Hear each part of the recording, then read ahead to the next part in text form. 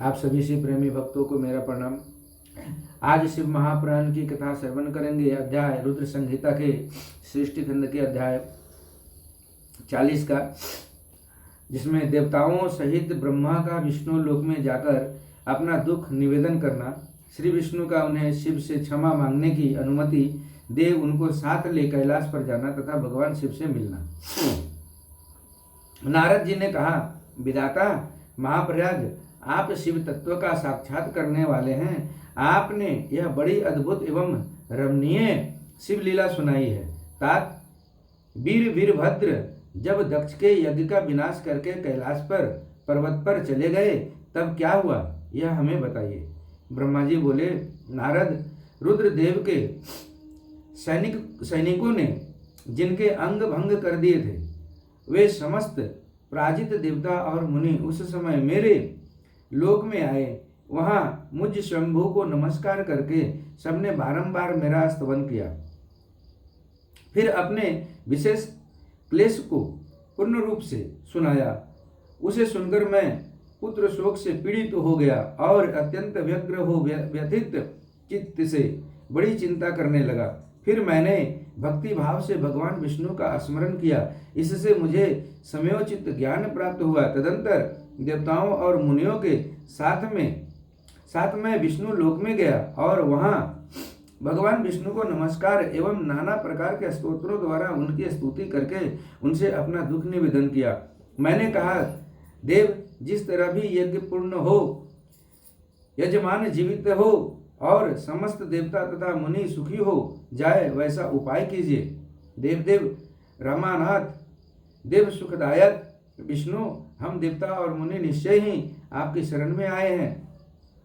मुझ ब्रह्मा की यह बात सुनकर भगवान लक्ष्मीपति विष्णु, जिनका मन सदा शिव में लगा रहता है और जिनके हृदय में कभी दीनता नहीं आती, शिव का स्मरण करके इस प्रकार बोले।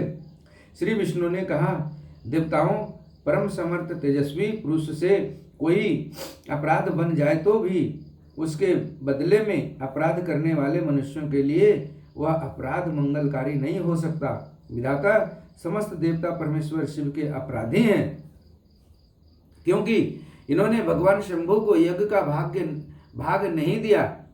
अब तुम सब लोग शुद्ध हृदय से शीघ्र ही प्रसन्न होने वाले उन भगवान शिव के पैर पकड़कर उन्हें प्रसन्न करो, उनसे क्षमा मांगो।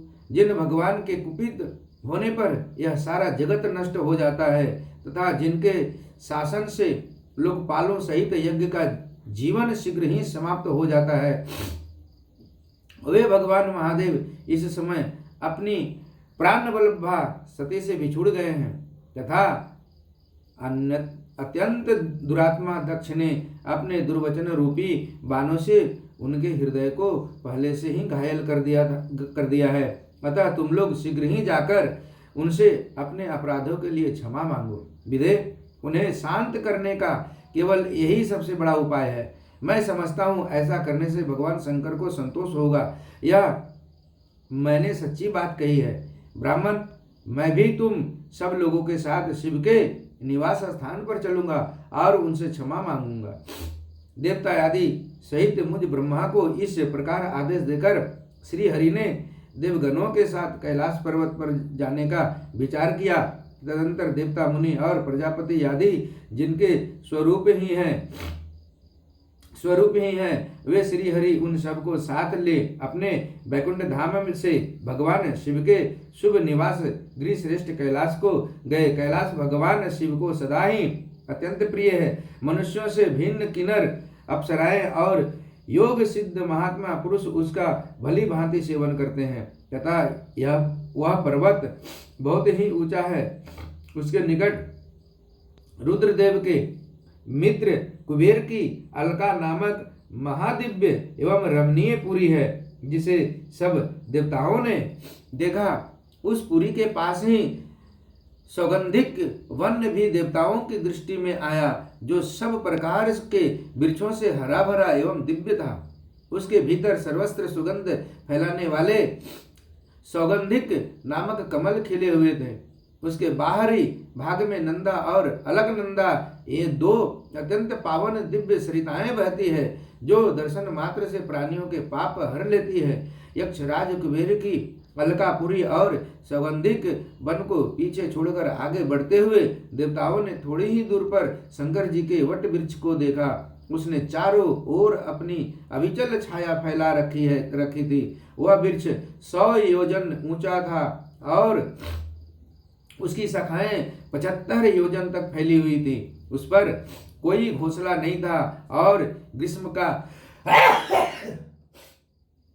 का ताप तो उससे सदा दूर ही रहता था। बड़े पुण्यात्मा पुरुषों को ही उसका दर्शन हो सकता है। वह परम रमणीय और अत्यंत पावन है। वह दिव्य वृक्ष भगवान शंभु का योग स्थल है। योगियों के द्वारा शिव और महायोग्य वट वृक्ष के नीचे विष्णु आदि सब देवताओं ने भगवान शंकर को विराजमान देखा। मेरे पुत्र महासिद्ध सनकादि जो सदा शिव भक्ति में तत्पर रहने वाले और शांत हैं, बड़ी प्रसन्नता के साथ उनकी सेवा में बैठे थे। भगवान शिव का श्री विग्रह परम शांत दिखाई देता था। उनके सखा कुबेर जो ग्राहकों को और राक्षसों के स्वामी हैं, अपने सेवक गणों तथा कुटुंबी जनों के साथ सदा विशेष रूप से उनकी सेवा किया करते हैं। वे परमेश्वर शिव उस समय तपस्वी जनों के परम प्रिय लगने वाले सुंदर रूप धारण किए बैठे थे।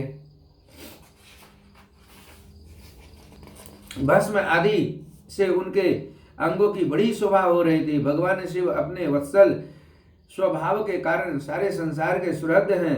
नारद उस दिन वे एक कुशासन पर बैठे थे और सब संतों के सुनते हुए तुम्हारे प्रश्न करने पर तुम्हें उत्तम ज्ञान का उपदेश दे रहे थे। वे बायां चरण अपनी दाईं जंघा पर और बायां हाथ बाएं घुटने पर रखे कलाई में रुद्राक्ष की माला डाले सुंदर तर्क मुद्रा से विराजमान थे। इस रूप में भगवान शिव का दर्शन करके उस समय विष्णु आदि सब देवताओं ने दोनों हाथ जोड़कर मस्तक झुकाकर तुरंत उनके चरणों में प्रणाम किया।